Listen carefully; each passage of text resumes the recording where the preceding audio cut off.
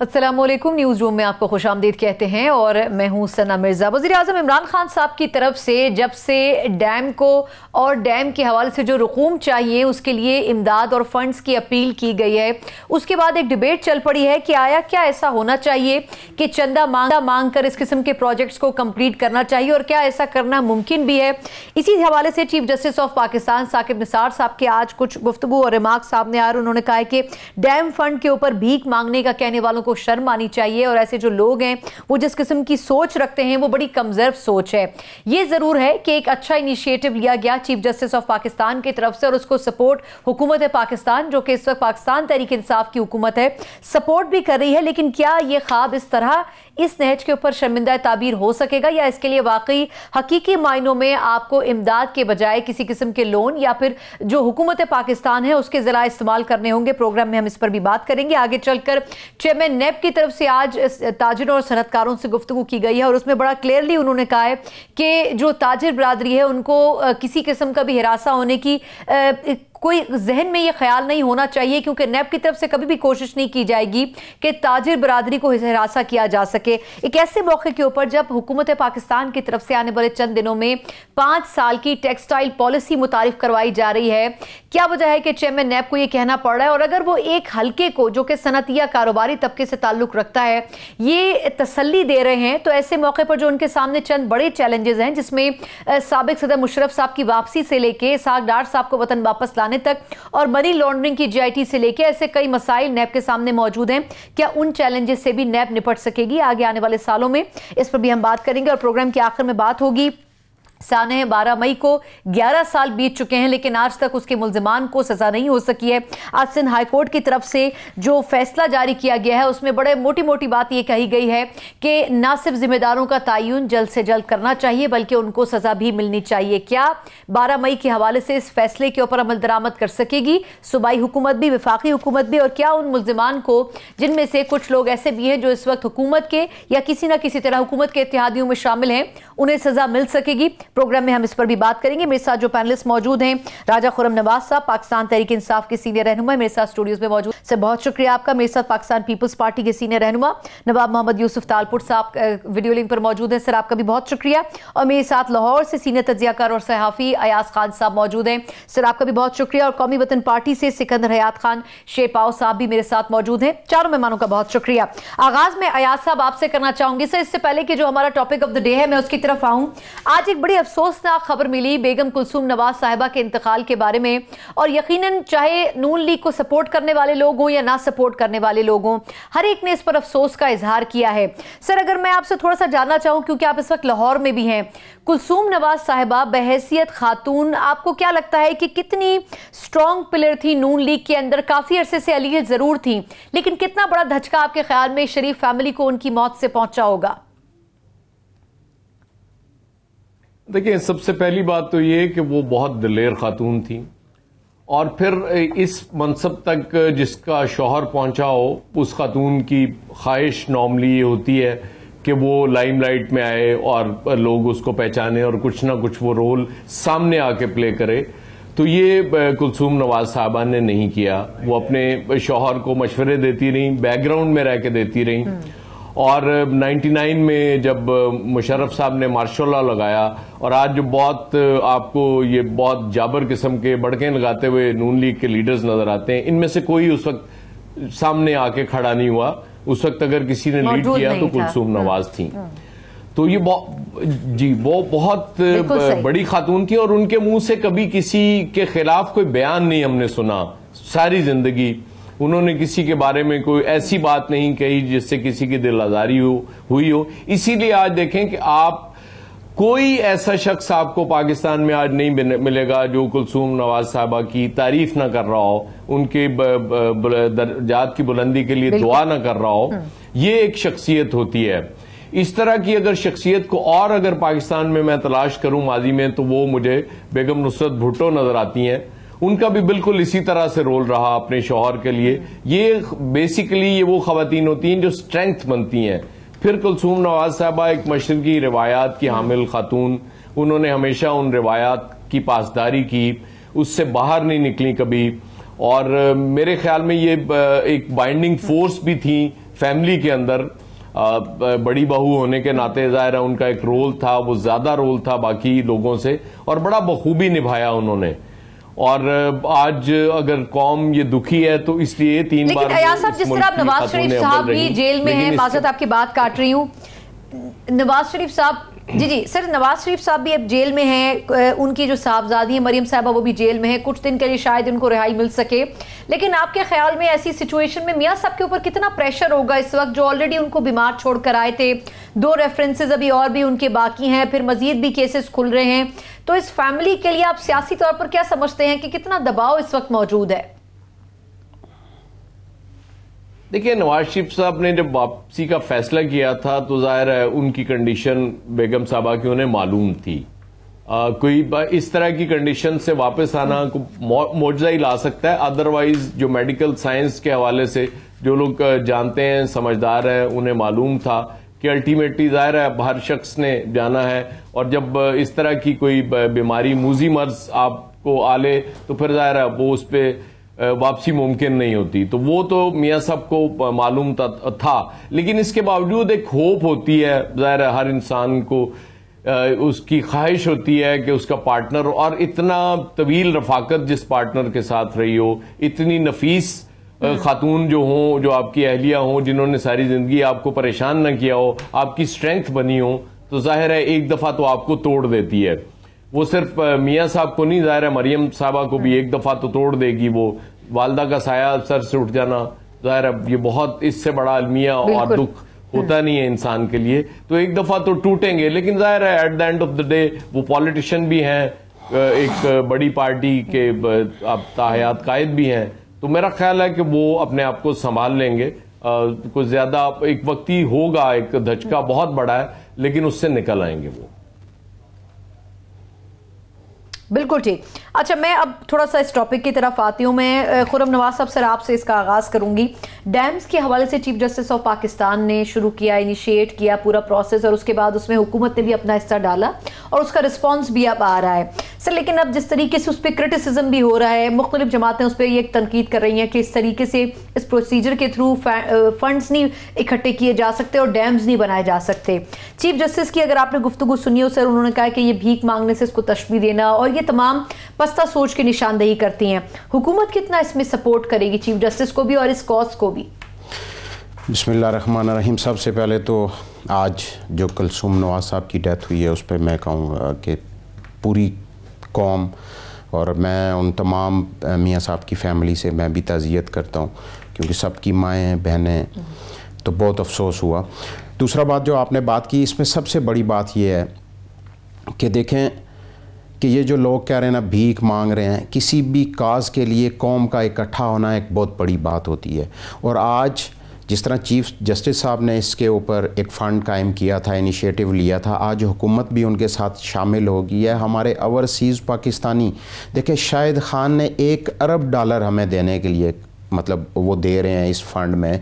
पाकिस्तान के आम, आज मैं एक देख रहा था कि एक बूढ़ी माँ है, वो 1600 पाउंड दे रही हैं। ठीक है, पूरी पाकिस्तानी कौम इस काज के लिए निकल खड़ी हुई है। तो इंशाल्लाह अगर हम सारे मिलजुल के कोशिश करें तो कोई इस दुनिया के अंदर कोई चीज़ नामुमकिन नहीं होती। और इंशाल्लाह अगर हम पाकिस्तानी सारे इस डैम के जो ये फंड इस वक्त जनरेट हो रहा है, हम सारे पाकिस्तानी दे रहे हैं, बाहर से ओवरसीज़ पाकिस्तानी दे रहे हैं, तो इंशाल्लाह अगर हम सारे मिलजुल के कोशिश करेंगे इस काज के लिए तो ये ज़रूर डैम बनेगा, मैं ये समझता हूँ। और ये हमारी ज़रूरत है आज। और ये कौम के अंदर एक शऊर उजागर करना कि आज पानी की कमी है पाकिस्तान में, हमारी ज़राअत तबाह हो रही है, हमारे पास पीने का पानी नहीं है, हमारे पास कोई, मतलब आने वाले वक्त में हमारी जो आने वाली जनरेशन्स हैं उनको हम क्या दे के जाएंगे। तो आज अगर इसके ऊपर हुकूमत ने भी, चीफ जस्टिस साहब ने भी एक इनिशिएटिव लिया, तो सब लोगों को चाहिए कि इसको अप्रिशिएट करना चाहिए और मिलजुल के हमें इनका हाथ भी बटाना चाहिए, इस फंड में हमें फंड भी देना चाहिए। लेकिन आपको लगता है कि इस तरह फंड रेजिंग करके डैम बनाया जा सकेगा, मुमकिन हो सकेगा ये? देखें जो हिस्सा आज इस फंड से मिलेगा, उससे हम काम शुरू कर सकते हैं। साथ साथ ये काम चलता रहता है, कोई एक दिन में डैम नहीं बन जाना। सिर्फ देखें, इससे पहले हमारी कितनी हुकूमतें आई, किसी ने ये इनिशिएटिव नहीं लिया। सिर्फ आपको पता है कि फिर हम कहते हैं जी डिक्टेटर, और वो अयूब खान साहब के दौर में जितने भी डैम बने, मतलब 60s में बने, आज इस्लामाबाद में, आप अगर मैं इस्लामाबाद की बात करूं तो हम लोग पानी की यहाँ पे एक एक बूंद को लोग तरस रहे हैं। एक डैम बना सिमली डैम और रावल डैम, ये भी उसी दौर में बने। उसके बाद हमने कोई बंदोबस्त नहीं किया पानी का। तो आने वाले वक्त में जिस तरह आबादी बढ़ रही है, हमारे लिए ये एक बहुत बड़ा चैलेंज होगा पाकिस्तान के लिए।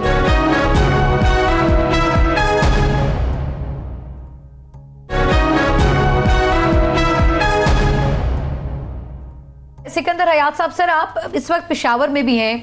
सर, लोग ये भी इस बात के ऊपर भी सवाल करते हैं पीटीआई से कि 5 साल हो गए, लेकिन वो जो 350 डैमों की बात की थी, वो डैम कहाँ है? साद रफीक साहब ने इसके ऊपर आज थोड़ा सा तनकीद भी की है। लेकिन आपके ख्याल में क्या सर फंड रेजिंग करके डैम को हतमी शक्ल दी जा सकेगी, या आपको लगता है कि हुकूमत को कुछ ना कुछ दूसरे ज़राए भी इस्तेमाल करने पड़ेंगे? बिस्मिल्लाहिर्रहमानिर्रहीम जी, सबसे पहले तो मैं बेगम कुलसूम नवाज़ साहिबा की वफ़ात पर मियाँ नवाज़ शरीफ साहब और उनकी फ़ैमिली के साथ और सारी PMLN के साथ ताज़ियत भी करता हूँ और इज़हार हमदर्दी भी करता हूँ। जो बात आपने की डैम, ये अच्छी बात है कि उसकी तरफ तवज्जो दी जा रही है और बिल्कुल पानी का एक अहम मसला है जो सारे मुल्क को दरपेश है और इसकी तरफ तवज्जो देने की ज़रूरत है।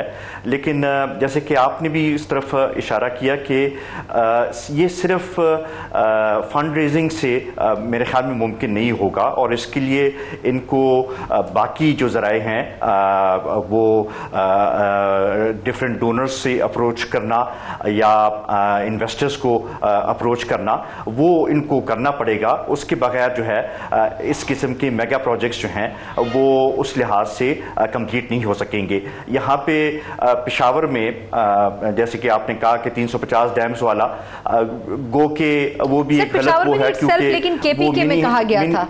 जी जी, हाँ जी, दिस वॉज बेसिकली ये मिनी हाइडल प्रोजेक्ट्स थे which were not dams, but unfortunately बाज़ लोग उस चीज़ को उस तरीके से समझते नहीं हैं और वो डैम्स की तशबीह उसको दे देते हैं। उस प्रोजेक्ट का भी कुछ हमें रिजल्ट्स सामने नहीं आए हैं। हम तो ये तवक्को रखते हैं, हम चाहते हैं कि हुकूमत काम करे और मुल्क की जो मसाइल हैं वो हल होने चाहिए, बट अनफॉर्चुनेटली हमने यहाँ पे 5 साल देखा है इनकी कारकर्दगी, और अब जाके हमें नज़र यही आ रहा है कि वही जो यहाँ पे जो तजुर्बात किए गए थे वही चीज़ें वहाँ पे दोहराई जा रही हैं, और इसका अच्छा नतीजा मेरे ख्याल में सामने नहीं आएगा। आज भी मैं एक ट्वीट देख रहा था इमरान खान साहब का रिगार्डिंग ये स्टेट लैंड केस में इतनी अर्बन है और इतनी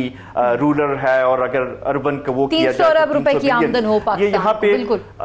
हाँ जी, ये हमारे सूबे में इन्होंने 5 साल ये ट्राई किया लेकिन उसका कोई रिजल्ट ना निकाल सके, और एक जगह पे भी वो इस चीज़ में कामयाब ना हो सके। अच्छा, मैं नवाब साहब आपकी तरफ आऊंगी। ये फरमाएगा कि पाकिस्तान पीपल्स पार्टी को कुछ रिजर्वेशंस हैं। फिर वज़ीर आला सिंध मुराद अली शाह साहब का भी कहना है कि जो दयामर भाषा डैम है उसके ऊपर चारों सूबों की कंसेंट्स और उनसे मुशावरत बड़ी ज़रूरी है, और गालिबन सिंध की जो हुकूमत है उससे इस हवाले से कुछ बातचीत नहीं की गई। तो आपके ख्याल में, एक तो जो चीफ जस्टिस के रिमार्क्स आए हैं, क्या डैम के ऊपर तनकीद करने वालों को ये तनकीद ख़त्म करनी चाहिए? अच्छा फेल नहीं है, एक इनिशिएटिव है, इसे सपोर्ट करना चाहिए। दूसरा, PTI की गवर्नमेंट से सर क्या तहफ़्फ़ुज़ात क्या हैं डैम के हवाले से? बिस्मिल्लाहिर्रहमानिर्रहीम। मैं पहले तो मोहतरम बेगम कुलसूम नवाज़ पे ही गुजारिश करूँगा और उनकी पूरी फैमिली से हमदर्दी का चीज़ बयान करूँगा, और उसके साथ ये भी कहूँगा आपके इस प्रोग्राम के हवाले से कि गवर्नमेंट को आपको एक ग्रेस दिखानी चाहिए और फ़ौरन उसकी बेटी और मियाँ को पैरोल पे रिहा करना चाहिए ताकि वो ख़ुद जाएं और अपना इंतज़ामात करें, और उसको किसी जगह कभी इंसानियत के हवाले से भी इंसान को सोचना चाहिए। हम सिर्फ ये नहीं कि किसी ज़ाती बुनियाद पे या ज़िद की सियासत में ज़िद करनी चाहिए। अभी आज मेरे ख़्याल में तकरीबन हर जमात का बंदा, हर लोग अफसोस ज़दा हैं, गमज़दा हैं, तो मेरे ख़्याल में उसमें ये एक चीज़ होनी चाहिए। यहाँ तक डैम्स की बात की आपने, मेरे ख्याल में मैं टोटली एक डिफरेंट पॉइंट ऑफ व्यू का आदमी हूँ। ये तो कोई कह नहीं सकता कि मेरे पास फ्रिज में अगर 2 गिलास एक्स्ट्रा पड़े होंगे पानी के तो मुझे आड़े वक़्त कहाँ में आएंगे, बिल्कुल सही, लेकिन वो पानी अवेलेबल है आपके पास। मैंने एक मर्तबा आज से कुछ 5-6 साल पहले वर्ल्ड बैंक की एक स्टडी आई थी, वो जब की तो उन्होंने कहा अगर आप डैम बनाएंगे तो आपको 10 साल में 1 मर्तबा आप इस डैम को भर सकोगे। जहाँ तक बादशाह डैम का ताल्लुक है, हमें उस बादशाह डैम पे कोई एतराज़ नहीं है। पॉइंट आ गया। अयाज साहब से मुझे क्विकली बता दें कि ये जो डैम के हवाले से चीफ जस्टिस ने रिमार्क्स दिए हैं, आपके ख्याल में, चले एथिकली इस पे बात ना की जाए, लेकिन ये जो टास्क है ये पूरा हो सकेगा या नहीं हो सकेगा आपके ख्याल में? और सिंध के जो तहफ़्फ़ुज़ात हैं बड़ी हद तक, जो यूसुफ साहब की गुफ्तगू से भी पता लग रहा है, क्या वो जेन्युइन है? देखिए, बात वो तहफ़्फ़ुज़ात उनके इस तरह से नहीं है, वो बात कुछ और कर रहे हैं। वो कहना ये चाह रहे हैं कि ये सिर्फ चंदे से नहीं बन सकता, पॉसिबल नहीं है, इसके लिए और रिसोर्सेज लाने पड़ेंगे। फिर वो पानी की भी बात कर रहे हैं, जाहिर है बारिशें भी कम होती हैं, लेकिन इस गवर्नमेंट को ये क्रेडिट देना पड़ेगा कि ये एट ए टाइम 2 इनिशिएटिव्स ले रहे हैं। ये एक तो प्लांटेशन की ड्राइव है इनकी पूरे मुल्क में। जाहिर है जब प्लांटेशन हो जाएगी, इतने दरख्त हम काट चुके हैं और हमारी हालत ये रही है कि हमने वो जो सफेदे के दरख्त लगा दिए हुए हैं। आप कभी निकलें ये इस पे मोटरवे पे निकलें, पंजाब में जीटी रोड पे निकलें, आपको बेशुमार सफेदे के दरख्त नजर आते हैं जो कि पानी चूस लेते हैं पूरा, मतलब एक्स्ट्राऑर्डिनरी पानी पीने वाला वो दरख्त है। एक तो हमें उनको रिप्लेस करना पड़ेगा, दूसरा प्लांटेशन बहुत ज्यादा जब करेंगे ऑटोमेटिकली आपकी बारिशें ज्यादा होना शुरू हो जाएंगी, तो फिर उम्मीद है कि डैम भी भरा जाएगा। और एक बात वही है कि हमने तनकीद करनी होती है कि जी ये क्यों, फिर इनिशिएटिव ऐसा है, एक डिफरेंट इनिशिएटिव है, आज तक इस तरह हुआ नहीं। जब कैंसर हॉस्पिटल इमरान खान ने बनाना था तब भी लोग यही कहते थे पॉसिबल नहीं है, वो बन गया, अगरचे इसका मौजना नहीं किया जा सकता, जाहिर है कहाँ 14-15 बिलियन डॉलर्स और कहाँ वो बड़ा फर्क है। इसके बावजूद एक इनिशिएटिव लिया, उसका आगाज किया और लोग उसमें फंड्स देना शुरू हो गए। आप उसको शुरू कर सकते हैं। पीएमएलएन गवर्नमेंट ने उसके लिए जगह एक्वायर की, उन्होंने भी पैसे खर्च किए हैं, ये नहीं कि उन्होंने बिल्कुल छोड़ दिया, लेकिन उसके बाद उन्हें पता था कि कहीं से हमें नहीं मिल सकता अब कर्ज। फिर हमारी प्रायोरिटीज दूसरी रही, हम मेट्रोज में पड़ गए, ऑरेंज ट्रेन्स में पड़ गए, हमने कहा जी वो बना दें, फ्लाईओवर्स बना दें, अंडरपासेस बना दें। बाबा ये बिल्कुल उस तरह की पॉलिसी है कि आपके घर में आग लगी हो और आप आग बुझाने की बजाय ड्राइंग रूम सजा रहे हो, आपको पहले आग बुझाना पड़ती है। तो अब ये आग बुझाने के लिए बजाय इसके कि आप देख रहे हो कि जी उसके 7 साल बाद इस मुल्क में ये बंजर हो जाएगा, तो इनिशिएटिव आपने लिया है। और ये कौम को जिस दिन समझ आ गई, ओवरसीज पाकिस्तानीज का एक प्रॉब्लम है कि वो इमरान खान पे एतमाद करते हैं। आप देखें रेमिटेंसेस पिछले 2 महीने में 14.35% बढ़ गई हैं। लोगों ने ज्यादा पैसे भेजना शुरू कर दिए through legal channels, through banks. तो इसका मतलब है कि उनको एतमाद है इमरान खान पे, और अगर ये एतमाद कायम रहता है और ये गवर्नमेंट के लिए भी फिर टास्क है कि एतमाद को कायम रखने में कामयाब होती है, तो यकीनन ये बहुत बेहतर रिजल्ट आएंगे। और अभी 5 साल में बनाना उन्होंने। बिल्कुल ठीक, लॉन्ग टर्म पॉलिसी है, मुश्किल जरूर है, लेकिन हो सकता है आने वाले सालों में इसके नताइज देखने को भी मिले।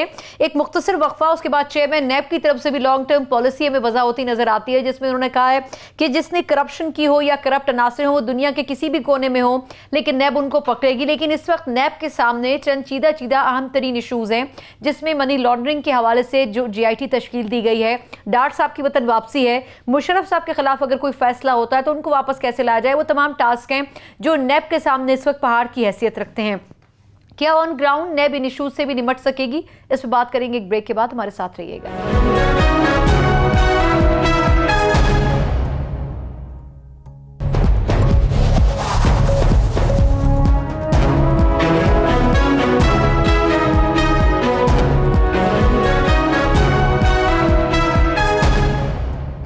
ब्रेक के बाद एक बार फिर आपको प्रोग्राम में खुशामदीद कहते हैं। चेयरमैन नैब की तरफ से पिछले अरसे के दौरान हम ये भी देख रहे हैं कि जिस तरीके से इक़दाम किए जा रहे हैं, यकीनन नैब के ऊपर जो तनकीद की जाती रही है उसका असर आहिस्ता आहिस्ता ज़ाहिर ज़रूर हो रहा है, लेकिन उनके सामने इस वक्त और भी बड़े चैलेंजेस हैं। जिस तरीके से आज चेयरमैन नैब ने गुफ्तगू की है ताजिर बरादरी से, एक तो उन्होंने ये कोशिश की है कि ताजिरों को नैब से किसी भी सूरत में हिरासा होने की ज़रूरत नहीं होनी चाहिए, और दूसरा उन्होंने ये भी कहा है कि किसी की भी इज्जत नफ्स की तस्लील करने की कोशिश नैब नहीं करेगा। लेकिन इस वक्त नैब के सामने जो टास्क हैं क्या वो पूरे हो सकेंगे और उसमें हुकूमत उनको सपोर्ट करेगी या फिर नहीं, ये जरा हम खुर्रम नवाज साहब से इसका आगाज करना चाहेंगे। खुर्रम साहब, सर नैब हमेशा से हमने देखा कि पॉलिटिसाइज रही है, जो भी हुकूमतें आई उन्होंने नैब को इस्तेमाल करने की कोशिश की।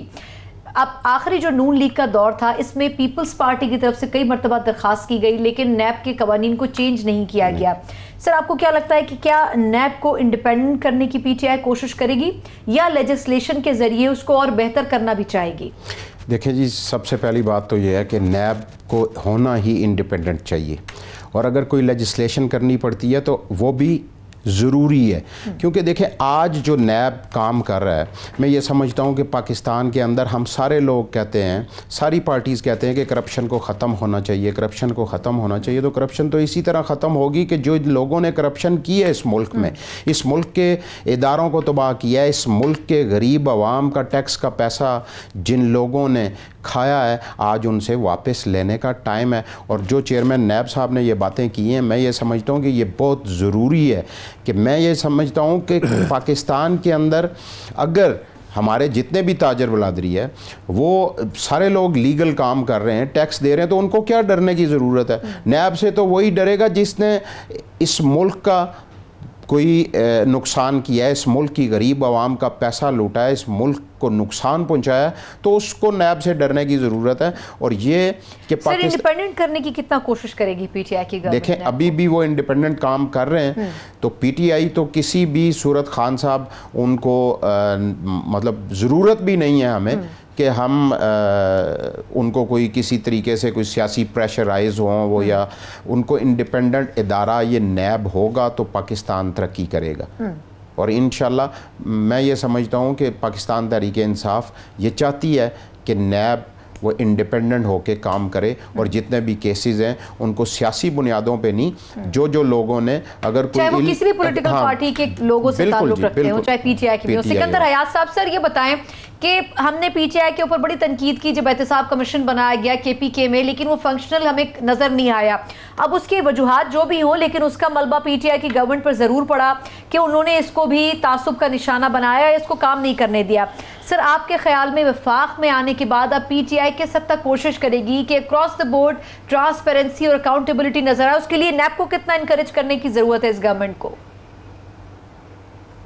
बड़ा अच्छा पॉइंट है आपका, और ख़ुसूसन इसके बाद कि जब पहली यहाँ पे सूबाई हुकूमत ने जो फर्स्ट कैबिनेट मीटिंग की है उस पर उन्होंने डिसीजन लिया है कि हम एहतसाब कमीशन को ख़त्म करेंगे। ये भी एक बड़ी अजीब वो है। उस वक्त जब हम ये कहते थे कि जी आप नैब को काम करने दें, एक इदारा मौजूद है, दूसरे इदारे की ज़रूरत नहीं है, तो ये उस वक्त कहते थे कि नहीं जी ये बेहतर इदारा है और बेहतर कानून है और ये बेहतर एहतसाब करके दिखाएगा। अब जब 5 साल गुजर गए और 1 अरब रुपए उसके ऊपर लग गए हैं, अब जाके सूबाई हुकूमत खुद उन्होंने कहा कि जी वो उस लिहाज से कारकर्दगी नहीं दिखा सकी। वो अपनी जगह मेरे ख्याल में इनको इन चीज़ों से ज़रा निकलना पड़ेगा। जो एग्जिस्टिंग है नैब कानून, अगर उसमें कुछ चेंजेस की ज़रूरत है बिल्कुल उसके ऊपर तवज्जो देने की ज़रूरत है, उसको और ख़ुद मुख्तार बनाने की ज़रूरत है। बिल्कुल हम उसमें हम उससे एग्री करते हैं, इत्तेफाक करते हैं। हम चाहते हैं कि एहतसाब हो और अक्रॉस द बोर्ड हो और उस पर यह तासुर ना हो कि वो किसी के अंडर प्रेशर है या किसी के डायरेक्शन पे हो रहा है, तो उस पे इनको काम करने की ज़रूरत है। लेकिन यहाँ पे जो हमारे सूबे में किया कि आते साथ ही वो एहतसाब इदारा जो इन्होंने खुद बनाया था वही ख़त्म कर दिया, this is not sending a good message. और दूसरी तरफ हम ये भी देख रहे हैं कि नैब में भी अभी तक इन्होंने न नैब लॉ को टच किया है, न उसकी कोई रिस्ट्रक्चरिंग की है, न उसको बेहतर बनाने के लिए कोई इकदाम उठाए हैं। तो ओवरनाइट जब ये पहले कहते थे कि नैब उस तरीके से अच्छा इदारा नहीं है और सही वो नहीं कर सकेगा, अब ओवरनाइट वो किस तरह बेहतर हो गया है, तो ये इनको जरा वाज़ेह करने की जरूरत है। लेजिस्लेशन के ऊपर तो तनकीद उस तरह नहीं होती थी, नैब जिस तरीके से लोगों पर हाथ डालती थी उसके ऊपर तनकीद होती थी। अयाज साहब, सर क्या नैब को जिस तरीके से अभी सिकंदर साहब ने भी बात की है, नैब इटसेल्फ वही है, उसके कवानीन भी वही हैं, लेकिन आपके ख्याल में इस वक्त जो बड़े टास्क मौजूद हैं, चेयरमैन नैब की आज की गुफ्तगू को भी सामने रखें, तो किस तरीके से वो डार साहब की वापसी को मुमकिन बनाएंगे? फिर जो रेफरेंसेस हैं शरीफ फैमिली के और जो बाकी 400 से ज्यादा लोगों की तहकीकात होनी है और भी केसेस जिनमें नैब इस वक्त फंस चुकी है, कैसे इनको सबको साथ लेकर चलेंगे? देखिए, अभी तक तो जाहिर है इमरान खान साहब भी डिटर्मिनेंट लगते हैं, इनकी गवर्नमेंट भी डिटर्मिनेंट लगती है, और हम देख रहे हैं कि पीटीआई के काफ़ी लोग नैब में ये भी हाजिरियां दे रहे हैं, और ये पहली बार ये भी देख रहे हैं हम इस मुल्क में कि करप्शन पे इतने बड़े बड़े लोगों को पेशियों का सामना है, वो हाजिर होते हैं, वरना इससे पहले तो ऐसा कुछ होता ही नहीं था। छोटे छोटे लोगों को पकड़ के और उनसे पैसे वैसे लेके उनको प्ली बारगेन करके छोड़ दिया जाता था। अब इम्तहान उस वक्त शुरू होगा जब पीटीआई के कुछ लोग अगर साबित होता है कि वो करप्शन में मुलविस थे, जो गवर्नमेंट में हैं, उनके खिलाफ अगर एक्शन रुकेगा किसी स्टेज पे, तो फिर हमें बिल्कुल इस पे डाउट करना चाहिए कि जी ये पॉलिटिसाइज्ड हो गया। अब जब गवर्नमेंट पे आई, जिस तरह आपने केपी के वो उसका हवाला दिया, वो बिल्कुल ऐसे ही हुआ था, वो बहुत गलत मैसेज गया इनकी गवर्नमेंट के हवाले से, क्योंकि ये तो हमेशा बात ही ये करते हैं कि जी करप्शन के खिलाफ हमारी जद्दोजहद, और अब भी ये कहते हैं 22 साल हमने इसके खिलाफ जद्दोजहद की है। तो अगर तो इनके अपने बहुत करीबी लोग भी सजा पाएंगे इस नैब के जरिए, तो फिर तो किसी को मौका नहीं मिलेगा कि वो बात कर सके। अगर सिलेक्टिव होगा, किसी एक या दो पार्टीज के खिलाफ होगा या कुछ शख्सियात के खिलाफ होगा, और उसके बाद कहीं ये रुक जाएगा जाके, फिर जाहिर है उस पर सवाल उठेंगे। और अगर एक दफा क्रॉस द बोर्ड हो गया, तो फिर जो आप लेजिस्लेशन की बात कर रही हैं, तो फिर शायद सारी पॉलिटिकल पार्टीज उस पर अग्री भी कर लें और कोई ऐसा लाहमल बलाने, क्योंकि इस वक्त तो अच्छा, लेकिन गवर्नमेंट इस पोजीशन में नहीं है कि वो कोई नई कानून साज कर जी अकेले लेजिस्लेशन कर सके। लेकिन अयाज साहब, जिस तरीके से अगर दो इंपॉर्टेंट केसेस की बात करें, डार साहब की वतन वापसी के ऊपर बड़ा आज फोर्स किया जा रहा है, कोर्ट में भी यही बात हुई कि उनको वापस लाने के लिए 1 हफ्ते का टाइम दिया गया है। आपके ख्याल में सर, क्या डार साहब की वतन वापसी, फिर मुशर्रफ साहब के जो केस की रोजाना से अब समाअत होनी है 19 अक्टूबर से, क्या मुमकिन हो सकेगा सर कि वो इन केसेस में इन इंपॉर्टेंट पर्सनैलिटीज को वापस ला सके पाकिस्तान में?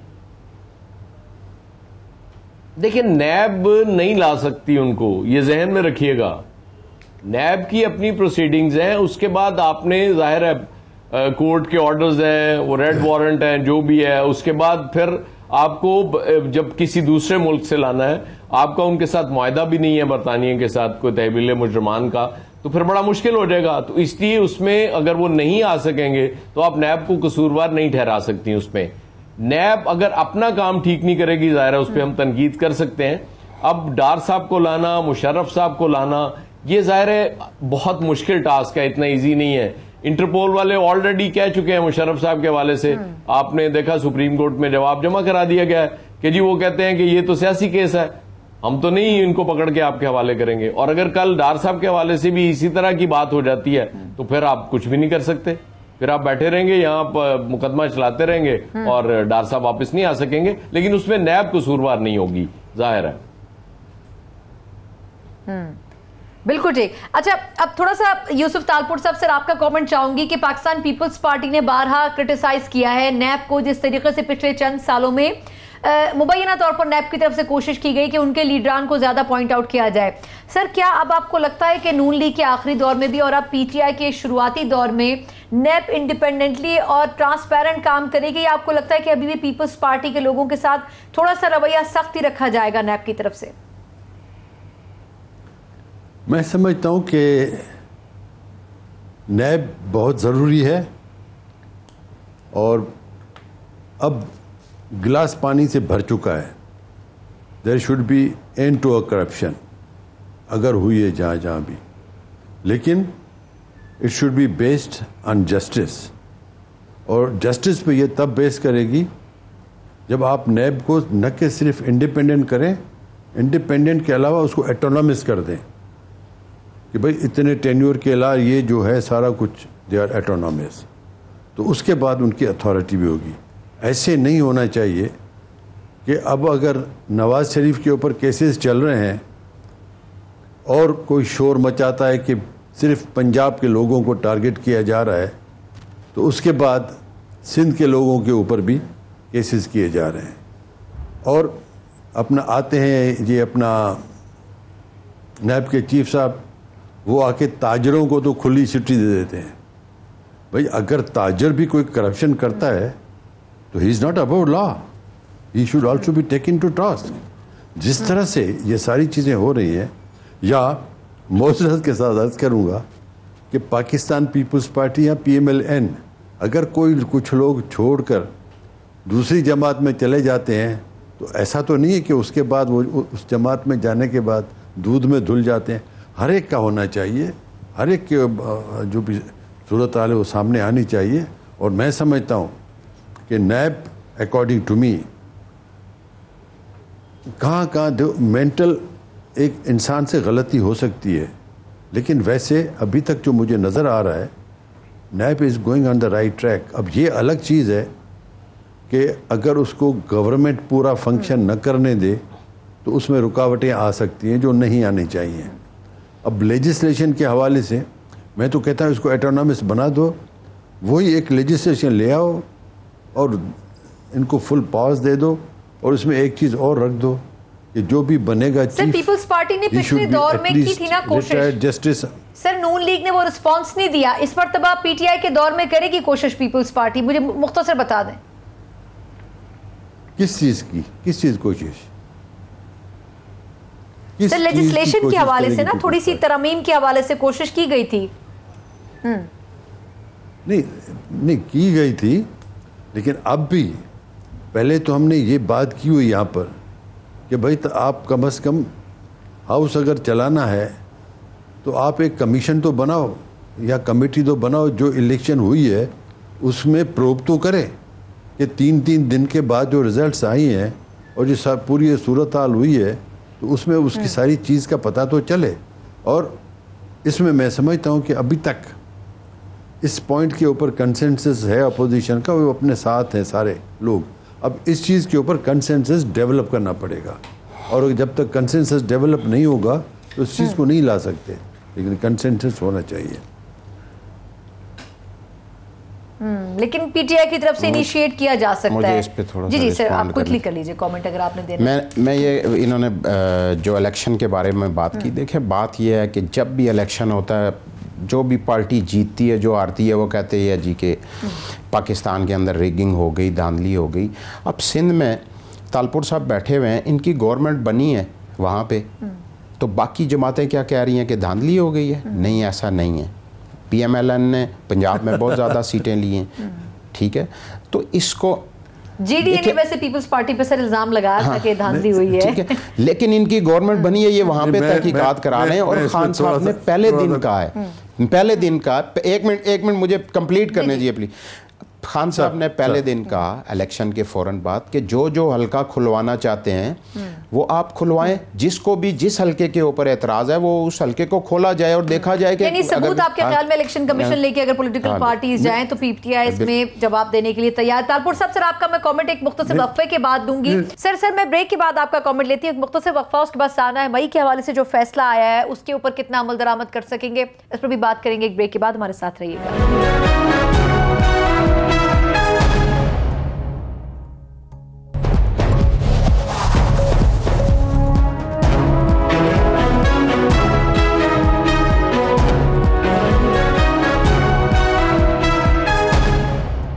ब्रेक के बाद एक बार फिर आपको प्रोग्राम में खुशामदीद कहते हैं। मैं तालपुर साहब सर आपसे आगाज करूंगी। आपको एक तो कमेंट भी देना चाह रहे थे इलेक्शन में धांधली के हवाले से, और दूसरा सर मुझे क्विकली बता दीजिएगा, टाइम थोड़ा सा कम है, कि सानह 12 मई के हवाले से जो सिंध हाई कोर्ट का फैसला आया है उसमें कहा गया है कि असर-ए-नौस की तहकीकात भी हो और फिर जो जिम्मेदार हैं उनका तयन भी किया जा सके।